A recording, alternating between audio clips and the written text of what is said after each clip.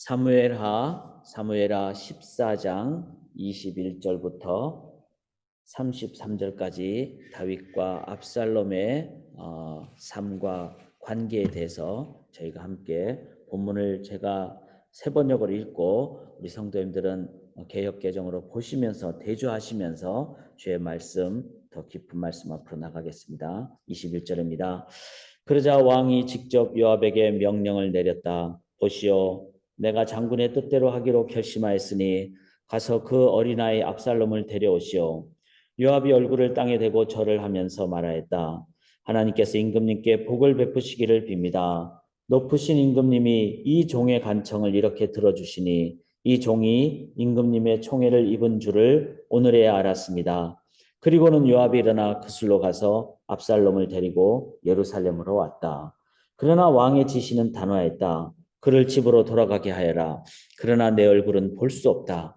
그리하여 압살롬은 아버지에게 인사도 하지 못하고 자기 집으로 돌아갔다. 온 이스라엘의 압살롬처럼 머리끝에서 발끝까지 흠잡을 데가 하나도 없는 미남은 없다고 칭찬이 자자하였다. 그는 머리숱이 많아 무거워지면 해마다 연말에 한 번씩 머리를 깎았는데 머리를 깎고 나서 그 머리카락을 달아보면 왕궁 저울로 200세겔이나 되었다. 압살롬에게는 아들 셋과 딸 하나가 있었다. 그 딸의 이름은 다말인데 생김새가 아주 예뻤다.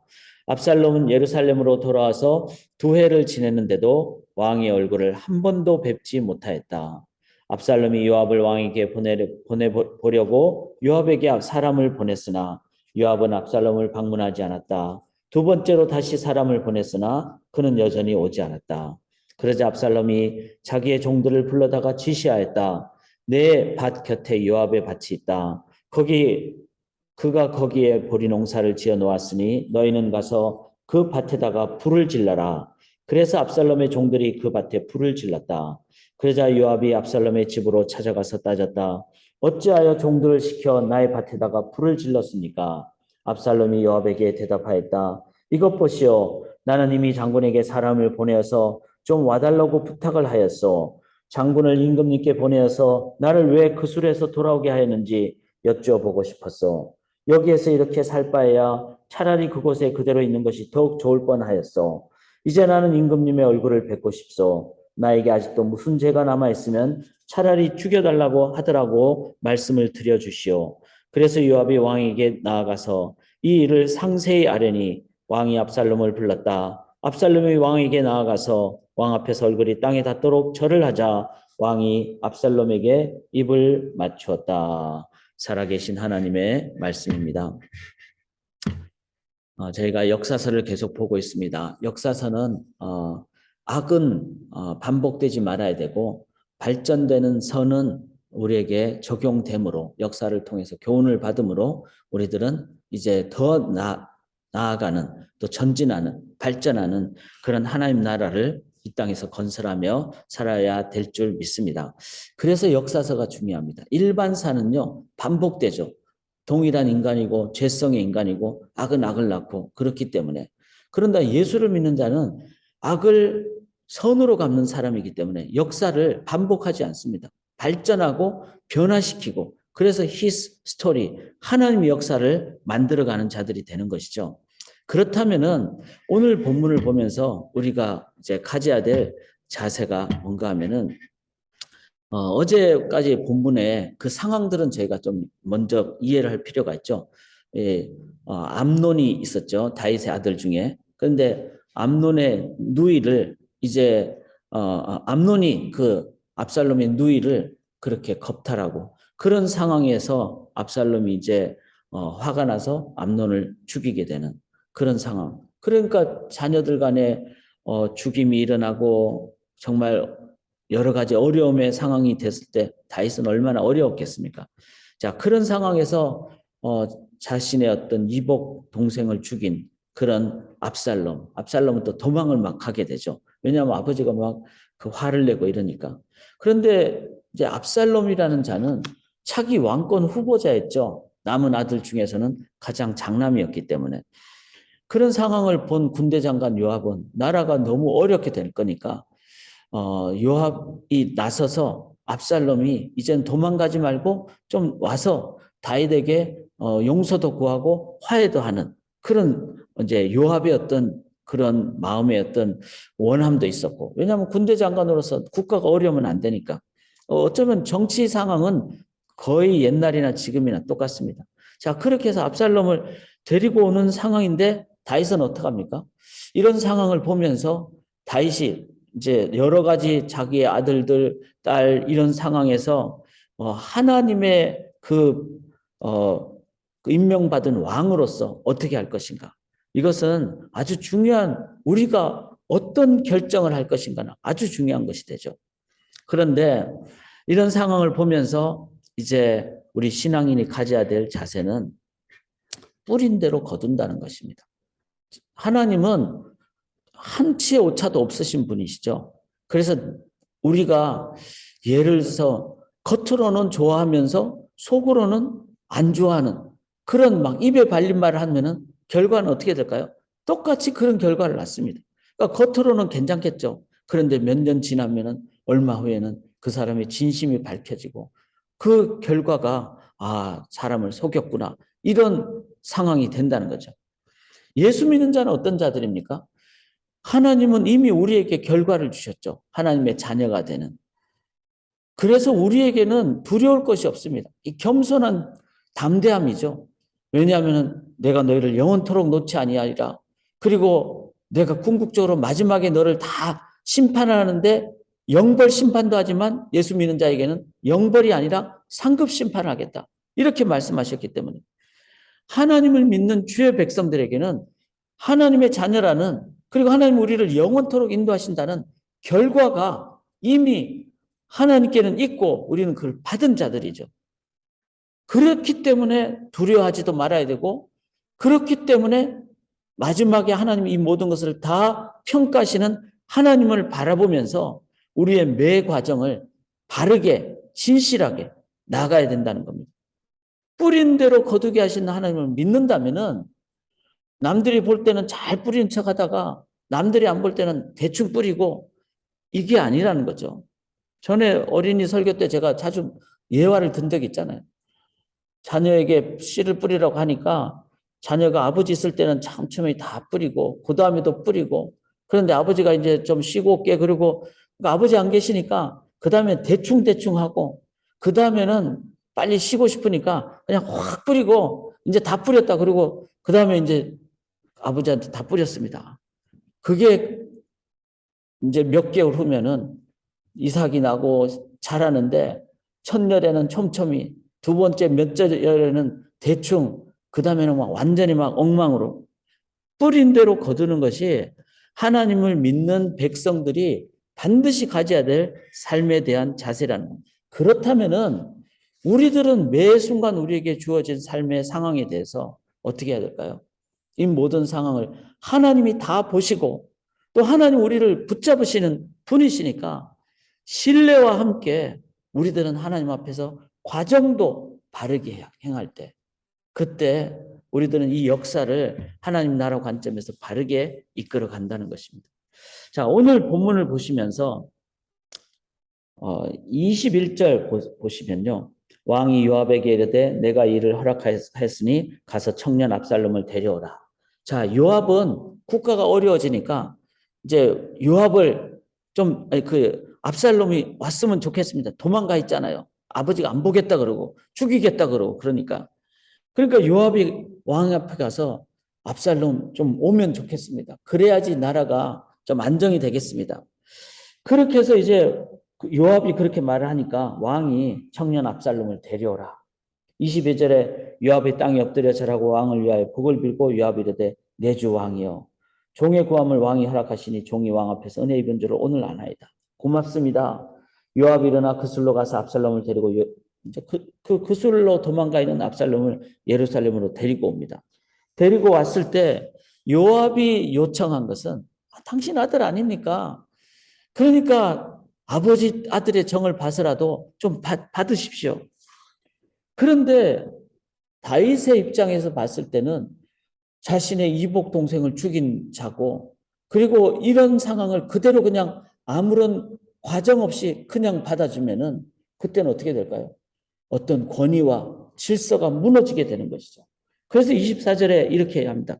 심지어 이 요압이 압살롬을 데리고 왔어도 왕이 이르되 그를 그의 집으로 물러가게 하여 내 얼굴을 볼 수 없게 하라. 하매 압살롬이 자기 집으로 돌아가고 왕의 얼굴을 보지 못합니다. 자, 왕으로서는 신중한 판단을 내려야 됐죠. 아버지 아들 생각하면 정이죠.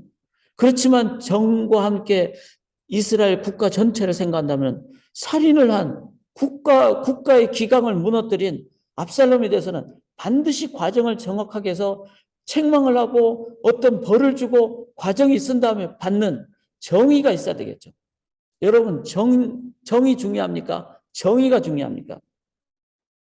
어떤 경우는 뭐 정의 중요할 수도 있겠죠. 그렇지만 전체 공동체 국가를 본다면은 왕의 아들이라 할지라도 정의가 먼저 실현되는 그런 훈계와 꾸지람이 있어야 되는, 다윗왕은 이 순간에 그런 결단을 내리죠. 아무리 내가 정의에 이끌려서 아들이 왔다 할지만 정의가 더 중요하다. 우리의 삶에 이 과정에 진실한 올바른 자세가 필요합니다. 자, 25절 한번 보시면은 온 이스라엘 가운데서 압살롬 같이 아름다움으로 크게 칭찬받는 자가 없었으니 그는 발바닥부터 정수리까지 흠이 없습니다. 그러면서 압살롬이 이렇게 멋지고 아름답고 훌륭한 외적인 모습을 가졌음을 27절까지 얘기를 합니다. 그 압살롬 같이 아름다움으로 크게 칭찬받는 자가 없었으니, 자, 칭찬을 받는데 무엇으로? 아름다움으로, 외모로. 이때 왕이 압살롬을, 야, 이 백성들이 좋아하니까 그러면 이 상황을 위해서 내가 그냥 압살롬을 받아줘야 되겠다. 이거는 뭐죠? 외모로 사람을 대하는 것이죠. 그랬을 때 국가의 가장 기본적인 문화가 어떻게 될까요? 외모지상주의. 아, 뭐 잘생긴 사람, 체격이 좋은 사람, 배경이 좋은 사람. 그렇게 국가의 문화와 기준이 정립이 되면 국가는 잘못 가는 것이죠. 외모가 중요한 것이 아니라 그 사람의 내면이 중요한 것이죠. 그게 속에서 드러나는 것이기 때문에 이때 사람들은 외모의 어떤 그 외적인 배경에 마음을 쏟을 수 있을지는 모르지만 하나님은 중심을 보시는 하나님을 믿는 주의 백성들은 이 사회의 문화에 대해서 늘 하나님 나라 문화로 바르게 정립을 해야 됩니다. 이 역사 속에서 정이냐 정이냐 외모냐 내면이냐, 하나님 나라 백성은 하나님의 나라의 관점으로 기준을 바르게 세워야 됩니다. 그걸 우리가 전 세계를 다 바꿀 수는 없지만 적어도 교회 안에서는 그것을 해야 되겠죠. 그래서 올바른 과정과 그 다음에 내면을 중요시 여기는 그런 사회적인 문화를 우리 교회 안에서 세울 때 하나님 나라가 이 속에 건설이 되는 것이죠. 28절을 보시면은 압살롬이 이태 동안, 자, 2년이죠. 이태 동안 예루살렘에 있을 때 왕의 얼굴을 보지 못하였습니다.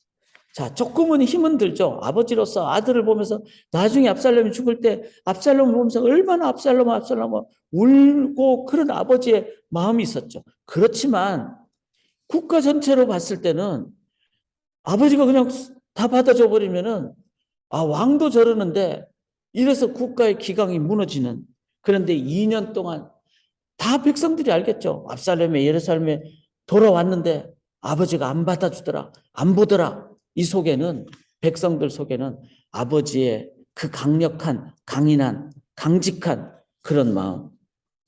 29절 보면 압살롬이 요압을 왕께 보내라 하여 압살롬이 요압에게 사람을 보내 부르되 그에게 오지 아니하고 또다시 그에게 보내되 오지 아니하는지라. 그래서 30절에 압살롬이 그 요압에게 더 좀 그 위협을 가하기 위해서 그에 가서 불을 지르라 그러고, 그러니까 요압이 정신이 번쩍 나서 왜 불을 질렀냐 그러니까 32절에 압살롬이 요압에게 대답하되 내가 이쪽에 사람을 네게 보내 너를 이리 오라고 청한 것은 내가 너를 왕께 보내하려게 하기를 어찌하여 내가 그 술에서 돌아오게 되었나이까. 이때까지 거기에 있는 것이 내가 나았으리라 하려 함이로라. 이제는 네가 나로 하여금 왕의 얼굴을 볼 수 있게 하라. 네가 만일 죄가 없으면 왕이 나를 죽이시는 것이 옳으니라. 이 상황 속에는 바로 압살롬이 내가 아버지 봐야지 이제 빨리 왕권을 계승을 하게 되고 그래야지 내가 권력을 잡는다. 이 요압을 좀 협박을 해서라도 내가 왕을, 그 요압은 왕과 만날 수 있는, 아련할 수 있는 권한이 있었기 때문에. 이 압살롬의 내면 속에는 뭐가 있습니까? 올바른 명분 대신에 내가 그냥 잘못한 것에 대해서 아주 책망도 받고 벌도 받고 과정에 대한 충실함 대신에 하루라도 빨리 봐서 내가 이 아버지 만나야지 내가 다음 왕위를 차지하는 그 권력력. 역사는요 똑같아요. 이조 시대나 뭐 고려 시대나 그때 이스라엘 역사나 지금이나 인간은 똑같습니다. 죄성에 의해서 권력욕이 더 앞서버리면 명분보다 권력을 더 앞서려고 하죠. 그런 압살롬의 내면을 성경은 적나라하게 기록하고 있는 것입니다. 그럴 때 33절에 요압이 왕께 나아가서 그에게 아뢰매, 이제 요압이 이제는 협박을 받으니까 왕께 나아가서 그에게 아뢰매 왕이 압살롬을 부르니 왕이여 좀 압살롬이 이제 데리고 와 주십시오. 만나십시오. 그가 왕께 나아가 그에게 그 앞에서 얼굴을 땅에 대어 그에게 절하매 왕이 압살롬과 입을 맞추니라. 이제 왕은 그렇게 생각을 했겠죠. 2년 정도 지났으니까 이제 압살롬이 회개를 하고 거기에 대한 어떤 꾸지람이 되었다. 그러나 압살롬이 왕 앞에 얼굴을 땅에 대고 절하고 왕이 압살롬의 입을 맞출 때 자기도 아버지한테 껴안으면서 압살롬은 어떤 자세였을까요? 겉으로는 엎드리지만 속으로는 내가 이걸 붙잡겠다. 내가 권력을 갖겠다. 거짓 엎드림이죠. 그리고 이 거짓 엎드리면 결국은 나중에 이제 왕까지 자기 아버지까지 막 반역하는 아버지에게까지 반역하는 그런 것이 결국은 드러나게 됩니다. 오늘 우리가 이제 뭐 악수도 하고 인사도 하고 말도 하고 여러 가지 행하겠죠. 근데 그 결과가 다 드러난다는 겁니다. 내가 속은 다른 건데 그냥 겉으로만 한다든지. 물론 이제 지혜로운 측면은 있어야 되겠지만 그렇지 않고 내 욕심을 위해서 그리고 마음은 안 그런데 겉으로만 한다든지 다 드러난다는 거죠. 그런 의미로 신앙인은 하나님의 사람이기 때문에 우리에게 오늘 주어진 매 순간은 역사를 만들어가는 상황임을 기억하면서 정에 이끌리겠습니까? 정보다 더 중요한 정의를 세우시겠습니까? 세상은 외모로 모든 것을 판단하는 상황이지만 예수 믿는 사람은 하나님의 마음 중심을 보시는 그 관점으로 내면을 중요시 여기시겠습니까? 권력욕에 앞서겠습니까? 아니면 영원한 하나님 나라의 올바른 명분을 더 붙잡으시겠습니까?